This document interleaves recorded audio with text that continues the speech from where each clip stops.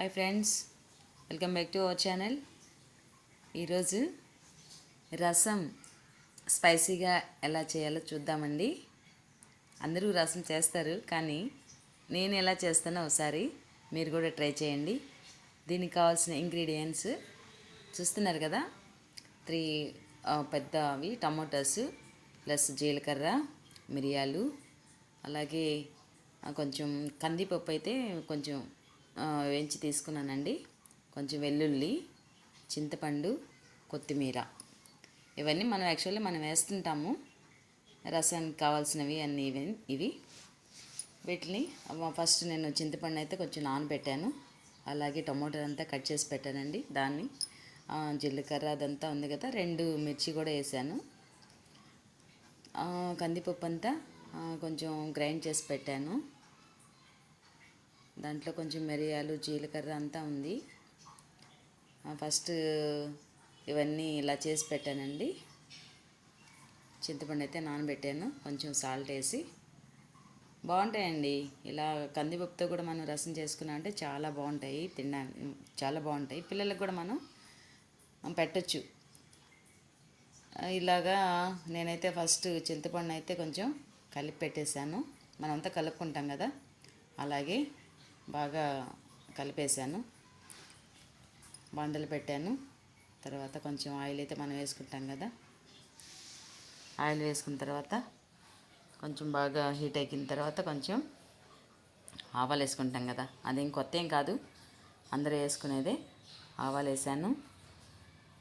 మామూలుగా అయితే టమోటాస్ అన్నీ చింతపండులోనే మనం కలిపేస్తుంటామండి, కానీ నేనైతే కొంచెం ఆయిల్లో వేస్తాను. కొంచెం టేస్ట్ బాగుంటుందండి ఇలా చేస్తే. మీరు కూడా ట్రై చేయండి, ఎలా ఉంటుందో ఒకసారి చేసి చూడండి. చాలా బాగుంటాయి అన్నమాట, చాలా బాగుంటాయి. వట్టి రసంతోనే అన్నం అంతా మనం తినేసేయచ్చు. కొద్దిసేపు ఇలాగే టమోటాస్ని అంతా కొంచెం మగ్గనివ్వాలి ఆయిల్లోనే. అలాగా ఒక 2 or 3 minutes మగ్గనిచ్చామంటే బాగుంటుందన్నమాట.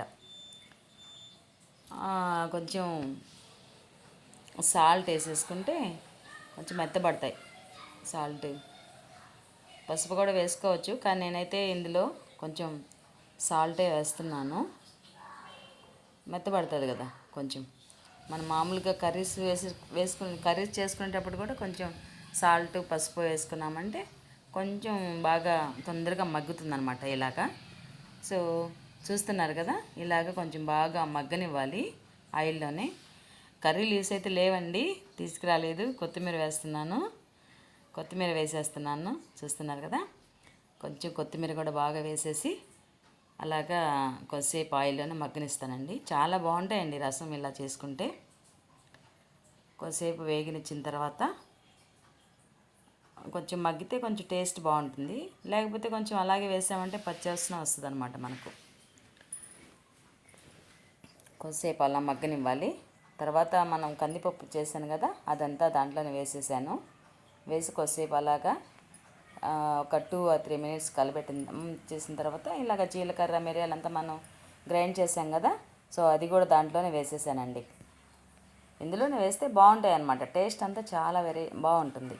స్పైసీగా కూడా ఉంటుంది. 2 చిల్లీస్ వేసాను కదా, ఎండుమిర్చి 2 కూడా కలిపాను దాంట్లో.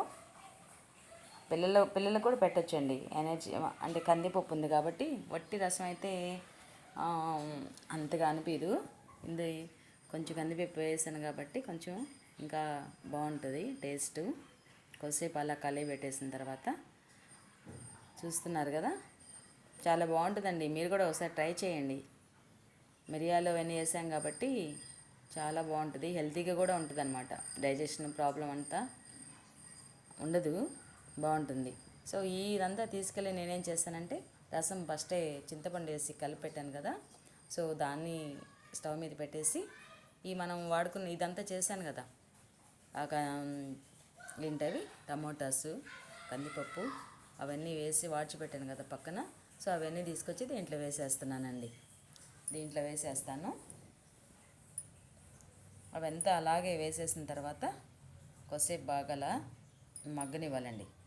మనం కలిగి పెట్టుకుంటాము. చూడండి ఒకసారి టేస్ట్ మీరు కూడా ట్రై చేయండి, చాలా బాగుంటుందన్నమాట.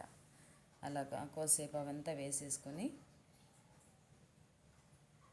చూస్తున్నారు కదా అలాగా అవన్నీ మిరియాలు, జీలకర్ర, చిన్న ఉల్లిపాయలు, కొత్తిమీర, ధనియాలు కూడా వేసుకోవచ్చండి మనం. ధనియాలు అయితే నేను మిస్ చేశాను, దానికి బదులు కొంచెం కొత్తిమీర అయితే వేస్తున్నాను. మనం వేసుకోవాలనుకుంటే దట్ ఈస్ ఎవరి విష్, వేసుకోవచ్చు. ధనియాలు కూడా కొంచెం అంతా అయిపోయిన తర్వాత ఇలాగ 5 minutes అయితే మన రసం పెడతాం కదా, కొద్దిసేపు అలాగా బబుల్స్ వచ్చేదాకా మనం పెట్టుకోవచ్చు రసాన్ని. మరీ తెల్లనివ్వకూడదు, మరీ అలాగని ఫస్ట్ అయితే ఆపకూడదు. చూసారు కదా, కొంచెం అలాగా వచ్చిన తర్వాత నేనైతే కొంచెం ఇది వేసానండి, ఏంటది, కొత్తిమీర అది లాస్ట్ ఫైనల్గా నేను వేస్తున్నాను. చాలా బాగుంటాయండి ఇలా చేసుకుంటే, పిల్లలకు కూడా చాలా హెల్తీగా ఉంటుంది, మనకు హెల్తీనే. ఎందుకనంటే కందిపప్పు వేసాను కాబట్టి. వట్టి రసం తింటే ఎనర్జీ లెవెల్స్ అంతగా ఉండదు కదా, సో డైలీ పప్పు తింటుంటాం కాబట్టి కొంచెం ఇలాగ టేస్ట్గా కూడా మనం చేసుకోవచ్చు, చాలా బాగుంటుంది. ఒకసారి మీరు ట్రై చేయండి, చేసి ఎలా ఉంటుందో ఒకసారి నాకు కూడా మెసేజ్ ఇవ్వండి. ఓకేనా? థ్యాంక్ యూ అండి, థ్యాంక్ యూ ఫర్ వాచింగ్. ఒకసారి ట్రై చేయండి మీరు కూడా.